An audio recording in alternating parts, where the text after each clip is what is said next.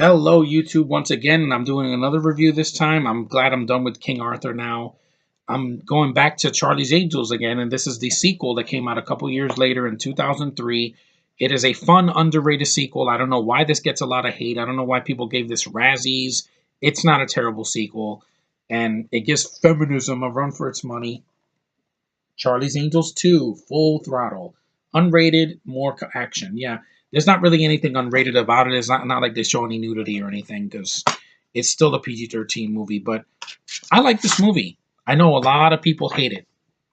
There's the first movie, the TV show, which I do enjoy, Anger Management, which I saw some of, and Triple X. Not a porno, by the way. That's it's an action movie with Vin Diesel. This is some of the pictures of the girls. The three gorgeous ladies come back. Cameron Diaz, Drew Barrymore, and the lovely Lucy Liu. And this time, no Bill Murray. Yes. See, the studio saw that they had tension in the first one, and they're like, you know what, Bill? You're going to do something better anyway. And he went on to do Lost in Translation. I love that movie, but I love him more for Scarlett Johansson. Bill Murray's great in it, but it's Scarlett Johansson's movie more to me. But this is a fun sequel. It takes place like about a year or so after the first one in the timeline. And basically, the girls are back and they want to settle into suburbia and just live their lives normal. And then Charlie comes to them in there and says, "Hey, angels, we have a new mission for you."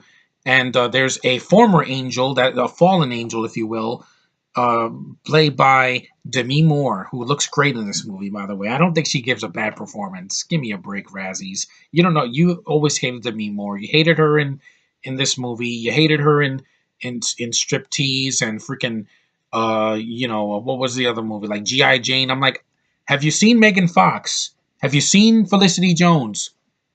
Dead Eyes. Have you seen you know who?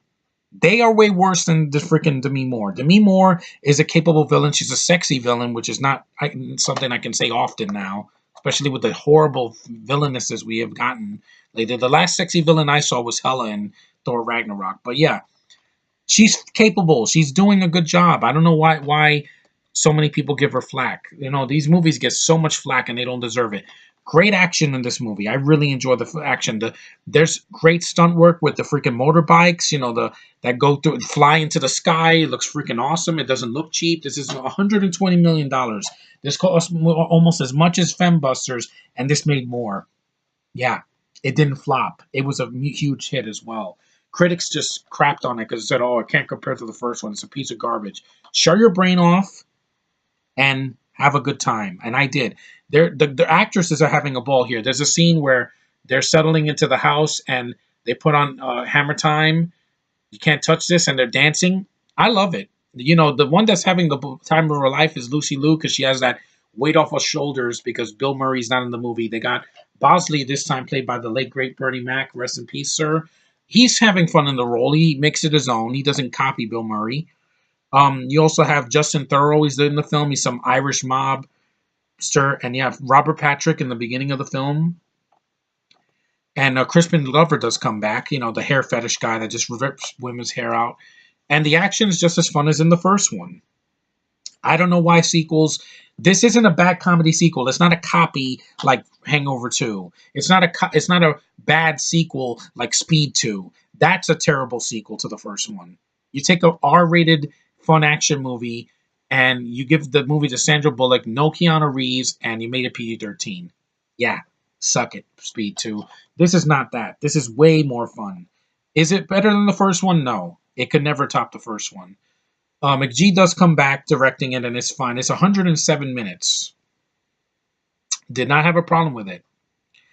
Because, it's not 2 hours, so it doesn't go on too long. There are some scenes that could have been cut out, mainly some sexual jokes that she has with Lucy Liu's father is John Cleese. It's a cute little scene where she's pretending to be a girl. She's like, I'm like, you're so cute. You're so gorgeous. Why would Bill Murray ever hate you? I don't get it. My friend Josh can vouch for me. Lucy Liu was having a time of her life because she's sexy and knows it, and she knows that guys will go see her in a movie. And I'm one of them. Yeah.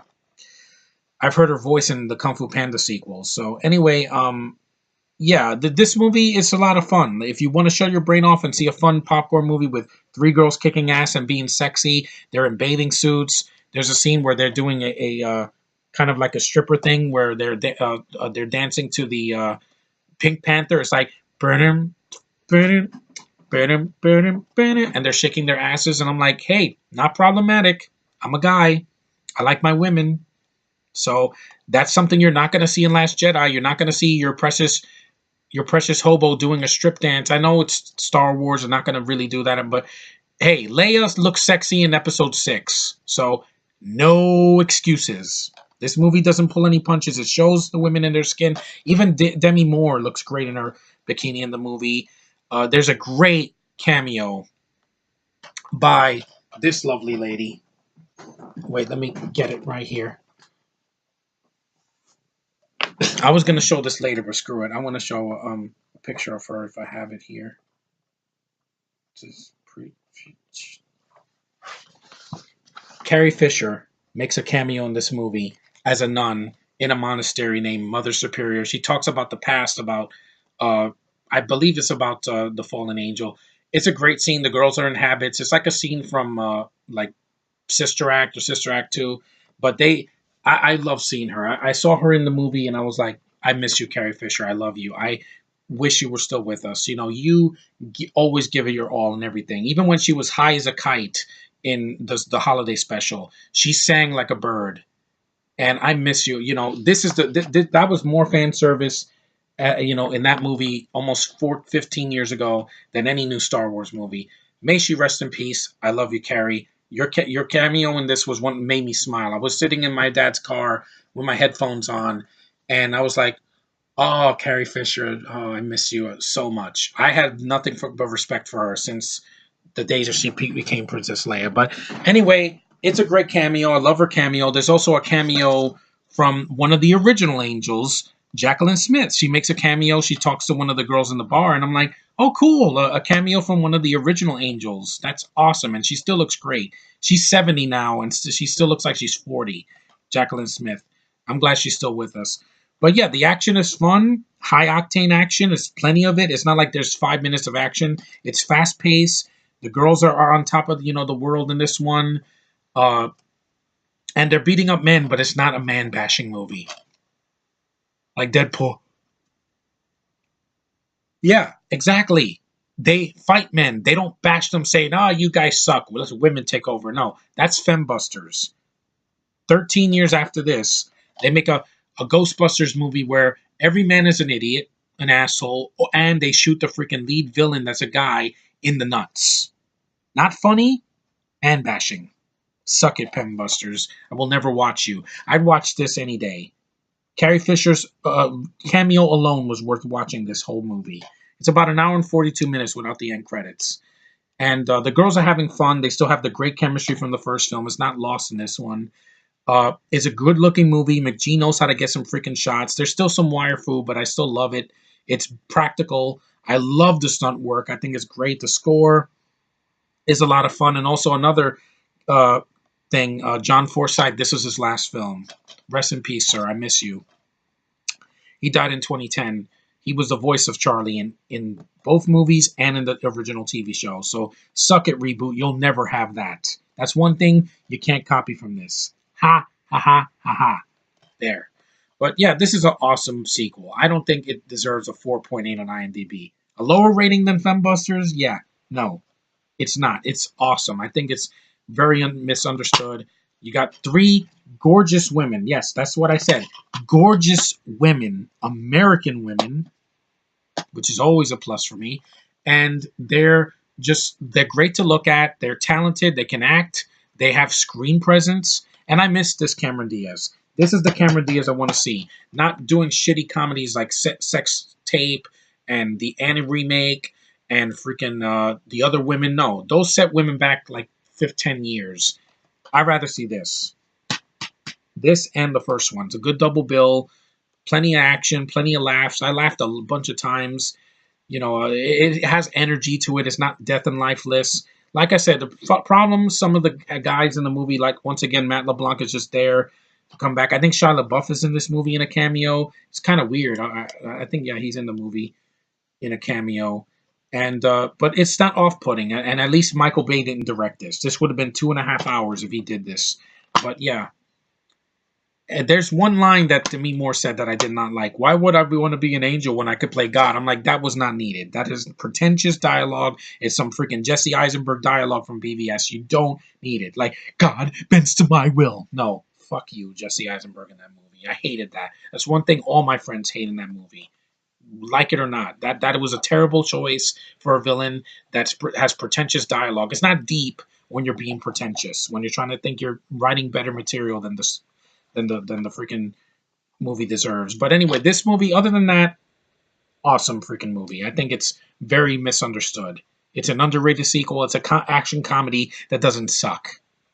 Give me this any day over the Hangover sequels or Zoolander 2 or even action movies like Independence Day 2 where you kill off characters from the original. Yeah, they don't do this in this. They don't take the I think Drew Barrymore gets hurt in the movie, but she doesn't die.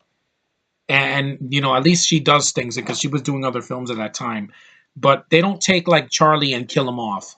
They don't take Bosley and kill him off. They don't take Lucy Liu or Cameron Diaz and kill him off. That would have ruined the movie.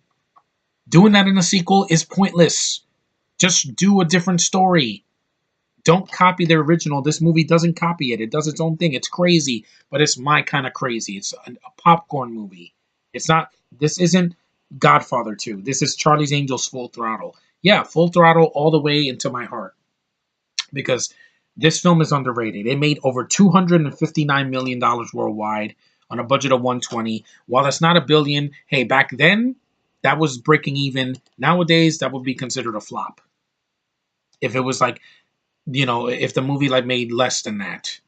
But it wasn't. It was a fun movie. I wish I had seen this in theaters because, these women just amazing. I would watch them, these three women just doing a short film or like a SNL skit with the three of them just doing the Charlie's Angels bit. That would be pretty badass. And I think all of these women are badass in this movie and in the first one. So there. I still need to see 22 Jump Street. I've heard good things about that one. That's another action comedy sequel I heard didn't suck. So yeah, this one I like. Sue me. I think that if it was R-rated, we would have seen more skin. But hey, I got enough. And when your women are sexy and they're badass, it's better than a freaking useless girl going up to meet the old man in the mountains and doing this. Yeah, constipated face doesn't do anything for me. And this movie has an ending. The girls go to a red carpet event. It looks like the Hollywood, and it's really well lit. And they smile, and the movie's over. There, you leave me on a high note. You don't piss me off and say, "Oh, this is a cliffhanger." No, Old Man of the Mountains, a Daffy Duck cartoon, not a good cliffhanger for your ending to this. Just saying, I'm sorry I have to bring it up, but there is an actress from Star Wars in this movie that I love, Carrie freaking Fisher, in a cameo I will never forget. She also played a nun in Jay and Silent Bob Strikes Back. Rest in peace. I love you, Carrie Fisher. And I love these three girls kicking ass. You're not going to top this with Kristen Stewart and Lupita Nyong'o and whoever the hell you get next. No. If I don't buy The Woman, I'm not going to go see the film. Case in point. But anyway, Charlie's Angels Full Throttle kicks ass. This is a really decent sequel. I really enjoy it. I don't think it deserves the hate it gets. It didn't deserve Razzies. It didn't deserve a 40-something% of Rotten Tomatoes. It didn't deserve that. Get out of here.